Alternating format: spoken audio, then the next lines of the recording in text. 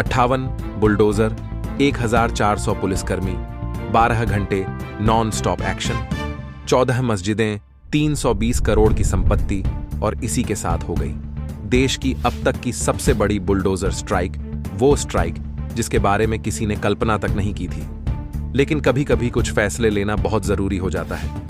अब बुलडोजर दहाड़ा तो कट्टरपंथियों का दिल भी जला, तो एजेंडा चलाया गया कि देखो देखो, एक साथ कई कई मस्जिदें तोड़ दी गई, कई कई दरगाह तोड़ दी गई। मुसलमानों के खिलाफ फिर से एक राज्य एजेंडा चलाने आ गया। देखो देखो, मुस्लिम समाज तो खतरे में आ गया। अरे एजेंडा फैलाने वाले लोगों, ये भी तो बताओ कि ये सब धार्मिक इमारतें अवैध जमीन पर बनी हुई थीं और इसीलिए यह एक्शन हुआ। संगीत। नमस्कार, आप देख रहे हैं आज की इस पेशकश में हम आपके सामने एक्सपोज करेंगे उन सारे कट्टरपंथियों को जो बुलडोजर एक्शन के बाद फिर से बिलबिला उठे हैं, रोना धोना मचाने आ गए हैं। खुलासा करेंगे देश की सबसे बड़ी बुलडोजर स्ट्राइक को लेकर कहां हुई, कब हुई, कैसे हुई, क्यों हुई। इस खास पेशकश में मैं आपको यह भी बताऊंगी कि कैसे सोमनाथ मंदिर को तहस नहस कर दिया गया था, कैसे उसे तोड़ा गया था और अब क्यों लोग कह रहे हैं कि आज यह कर्मा ही है। देखिए, इसमें कोई दो राय नहीं कि देश के अलग अलग कोनों में अतिक्रमण की समस्या आम बात है। आप खुद अपने घरों से बाहर निकल कर देखिए, बाहर झांक कर देखिए, कोई ना कोई ऐसा निर्माण आपको जरूर दिखाई देगा जो अवैध होगा।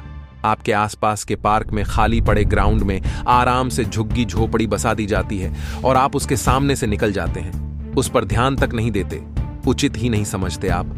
और यह तो बहुत छोटे लेवल पर होता है। अब सोचिए, अतिक्रमण कर करके पूरे के पूरे साम्राज्य बसा दिए जाते हैं और फिर जब उन पर प्रशासन की नजर पड़ती है और वह तोड़े जाते हैं तो फिर हाय हाय चिल्लाना शुरू कर दिया जाता है कि इतने लोगों को बेघर कर दिया, इतने घर तोड़ दिए। ये तो मुसलमानों के लिए खतरा हो गया, क्योंकि एंगल तो मजहब के नाम पर ही आगे लाया जाता है। यूपी की मैं बात करूं तो यूपी में तो अवैध निर्माण को खत्म करने का मिशन जोर शोर से चल रहा है। लेकिन पहली बार गुजरात में अवैध अतिक्रमण को लेकर इतनी बड़ी कार्रवाई हुई कि पूरा देश देखता रह गया।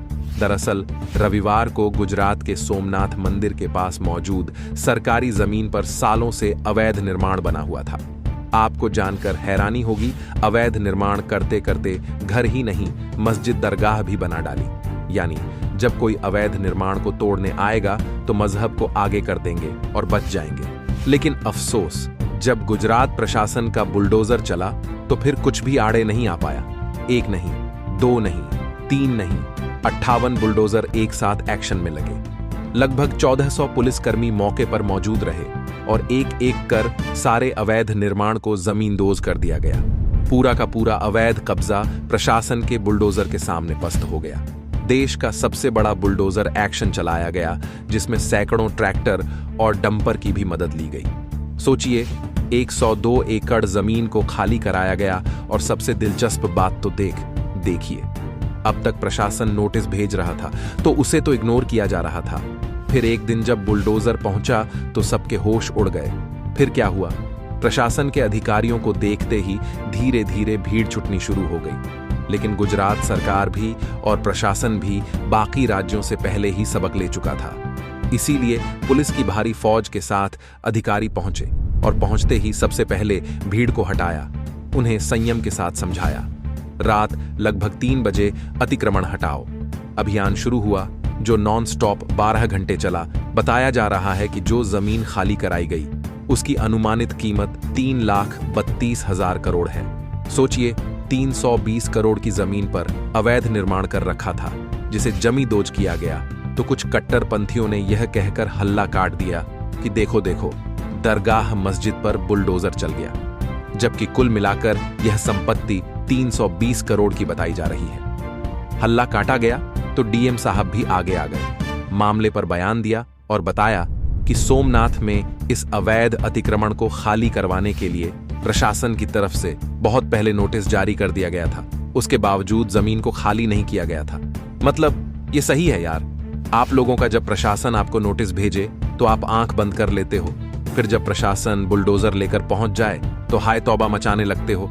ऐसे कैसे चलेगा? वैसे कुछ लोग तो इसे कर्मा भी कह रहे हैं कि कभी सोमनाथ मंदिर को तोड़ा था ना, अब गिर गए सैकड़ों मुस्लिम अतिक्रमण। खैर, इस बारे में मैं चर्चा आगे करूंगा। फिलहाल थोड़ा सा इस तरफ बढ़ते हैं। यानी कि कुछ लोग जानना चाहते हैं कि भाई अचानक से यह कार्रवाई हुई क्यों है, सोया हुआ प्रशासन अचानक जाग क्यों गया। इसके पीछे का कारण यह है कि सोमनाथ में कॉरिडोर बनना है। केंद्र सरकार मंजूरी दे चुकी है। सोमनाथ मंदिर की भव्यता को और बढ़ाने के लिए, इसके विकास को और बढ़ाने के लिए लगातार काम चल रहा है। तो इसी कड़ी में यह कदम उठाया गया। वैसे ये तो वही वाली बात हो गई कि जैसे मैं अपना जो मेरा घर है उसके ऊपर वाला पोर्शन किसी को किराए पर रहने के लिए दे दूं, फिर वो उस पर कब्जा कर ले और फिर मैं कहूं कि अरे मुझे तो तिमजला बनाना है और तुम इसे खाली कर दो, तो किराएदार हाहाकार मचाना शुरू कर दे, सड़कों पर लेट जाए, बोले हाय हाय मुझे तो बेघर कर दिया, हाय मुझे घर से निकाल दिया। तो ऐसे थोड़ी होता है। यही स्थिति आप बड़े पैमाने पर गुजरात में यहां पर देख सकते हैं। लेकिन हाँ, मैं इतना जरूर कहूंगी कि प्रशासन को भी इतना इग्नोरेट नहीं होना चाहिए कि करोड़ों की जमीन पर अवैध कब्जा हो गया और आपको पता भी नहीं चला, या आपको पता था अधिकारी भ्रष्टाचार कर रहे थे।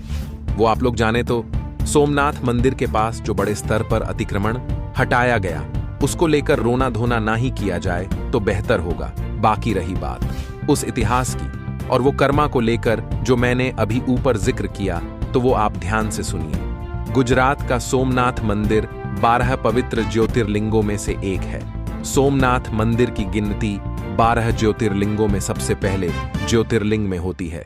हर साल लाखों श्रद्धालु यहां पर दर्शन करने के लिए आते हैं। इतिहासकार बताते हैं एक नहीं दो नहीं, बल्कि सोमनाथ मंदिर पर 17 बार प्रहार कर उसे तहस नहस किया गया।